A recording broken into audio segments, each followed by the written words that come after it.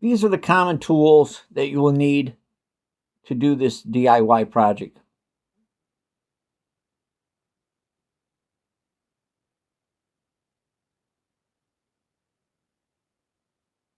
This is a hammer, just a common hammer. You'll need this if you need to use a chisel. Okay, this chisel works nicely. There's different sizes, but this is about the right size to work with a doorknob.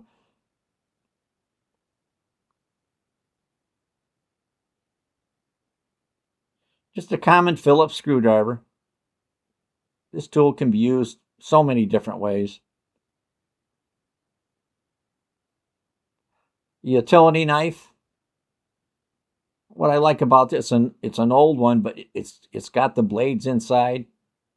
I've had this thing for 30 years. A tape measure. This works nicely when you're measuring from the edge of the door to the center of the hole, so you know how to adjust the latch on the doorknob.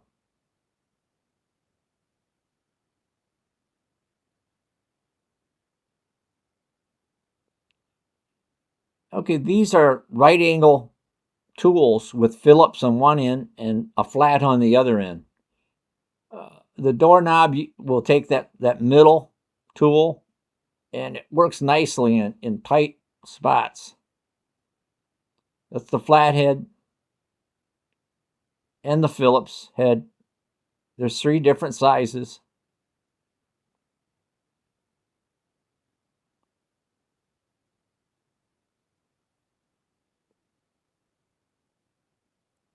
Okay, this tool comes with the doorknob set, and what it's for is to unlock the door. If somebody locks the door and shoves the door shut, you can't get in.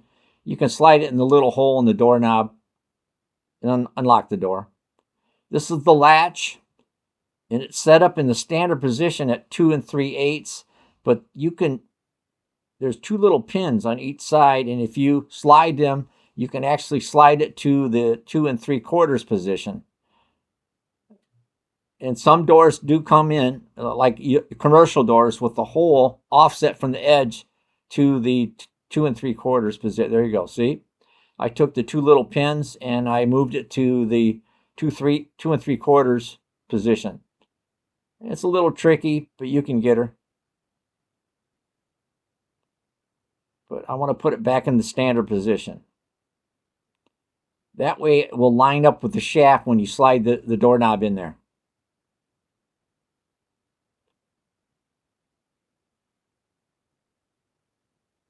Yeah, it takes 2 little Phillips screws that come with the kit.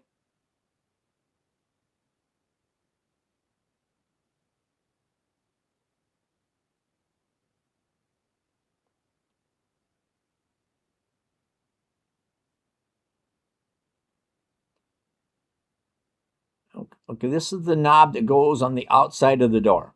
And you notice there's a little hole there for the tool, but then you take 2 screws to secure that to the other side of the doorknob.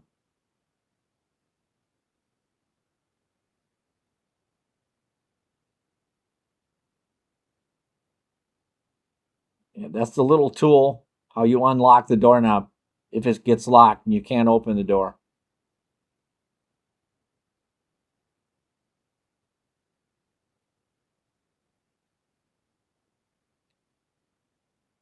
Okay, this knob is for the inside of the door. And those 2 screws, I'm just showing you where they go, but you don't want to put them on right now because they will slide through from the other side, and you'll have to wiggle around till you get the screws to start.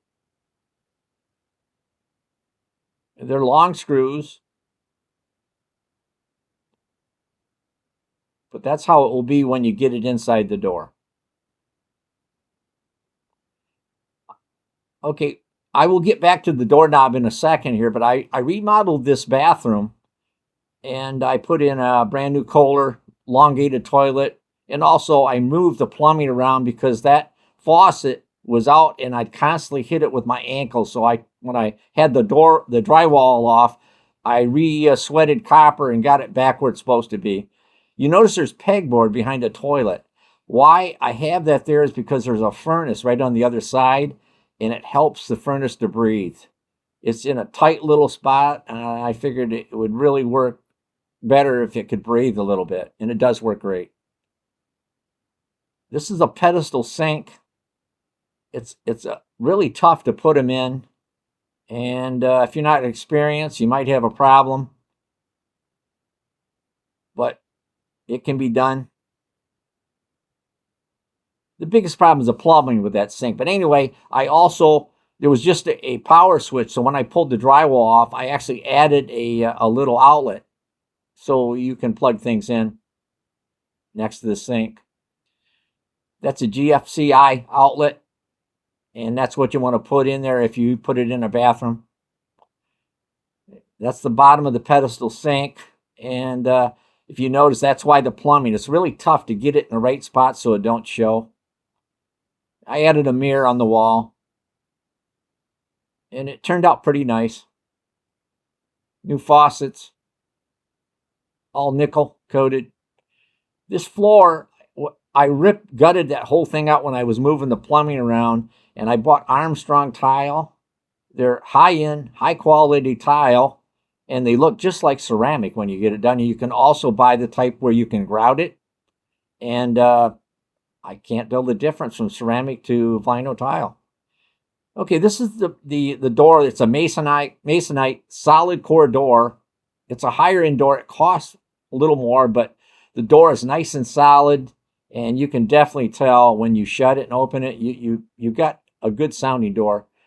Okay, this door is pre-drilled. You can buy these two different ways. If you buy a door without a hole, you're going to have to buy a bore kit to drill your own hole, and you got to make sure it's in the right spot. But anyway, this door came in with a standard hole, and it makes it a lot easier to put it together. Yeah, what I'm doing is measuring the edge of the door to the center of the hole to make sure I've got the latch set correctly. And this one is 2 3/8 from the edge to the center of the hole.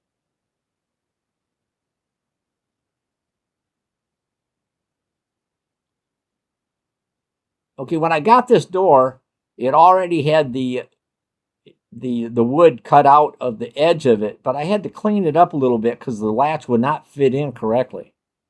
So I had to take a wood chisel with a hammer and chip a little wood out, clean it up a little bit. It was very close, but the latch would not flush. It wouldn't go flush into the door, so I had to clean it up so it, And then also I took a utility knife and cleaned out the edges and rounded the corners so it would fit perfectly into the door. You just want to take your time if you want to have a nice job.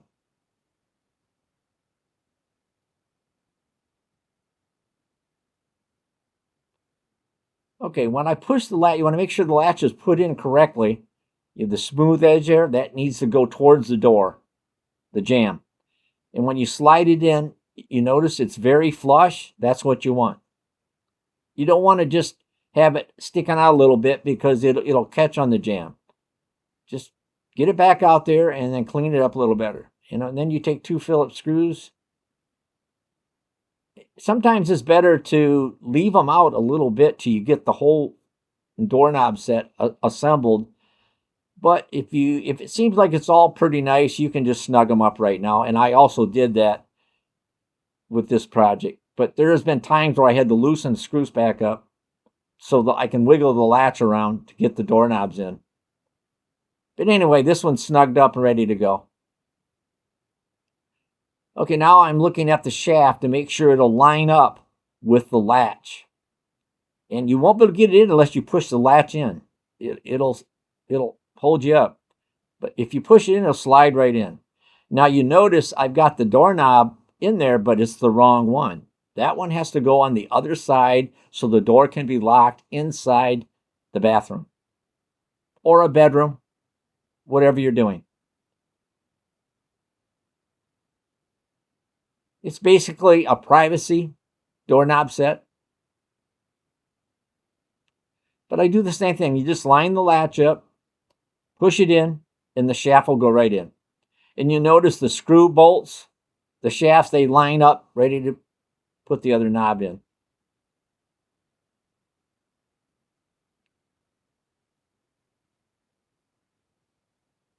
And you do the basically the same thing, but this is where the screws go. And you just look where the shaft lines up. But you want to make sure that cover lines up with the screw holes. You can move it around or take it back off and line up the cover so it'll line up. Either way. There we go. I got it lined up correctly. I've got the shaft in position, and it'll slide right on. Yep, perfect. Now the two screws, you slide them in, and they will go into the shafts on the other side in that knob where I had the screws in the first place. Okay, it's ready to tighten it up. You want to finger tight it. This is the right angle Phillips screwdriver, but you notice I can't get it in there. You want to snug this up with your fingers as far as you can get it. It takes a little time, a little more yet, because you notice it won't fit yet. Yeah, and you'll scratch the knob. That's what's nice about this tool. After you get the screws in a little further, I'll call you, got them in now, and now it's ready for me to snug. You notice the doorknob is sagging. Gravity's pulling it down, and you want to tighten it up when you lift the knob up, because it'll bind and it might not work correctly. So you just push the doorknob up, hold it with your right hand, and then start snugging the screws up. You don't want it to sag because a lot of times it'll hang up with the latch and it won't work correctly. That's all you're doing is just tighten it up very slowly. And you notice that right angle tool fits nicely behind the knob. If you use a regular Phillips screwdriver, you'll scratch the knob, and you'll have a scratch knob, and it won't look pretty. Okay, there we go. Notice I'm testing the latch, and you can adjust the screws in the latch. You can wiggle the doorknob around and then back up a little bit, but that's what you want. Glide slowly into the latch, and it's a snug fit.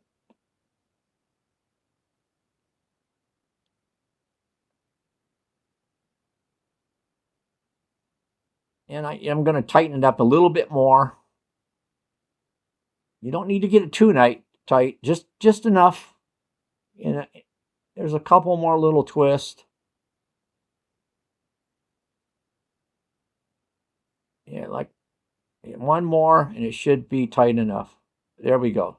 See that? Just a little effort, and you got it. You do the same thing to the other side. Next, I will use this. You can use the tool that came with the doorknob set, but I like my little green-handled screwdriver. It's perfect for unlocking a doorknob, and I use it for the bedrooms or the bathrooms, anything that has a privacy lock on it. Okay, this knob is complete, and I'm showing you how if the latch is locked, you'll take the green screwdriver handle, and you slide it in there. You got to wiggle around till you get to the little screw head that inside there. That's the standard tool that comes with it. But I like that little, you got to have a real small little shaft screwdriver to make this work. But I've got it locked, and then I'll slide the screwdriver in. But please don't forget to subscribe to my channel and hit the like button. Thank you.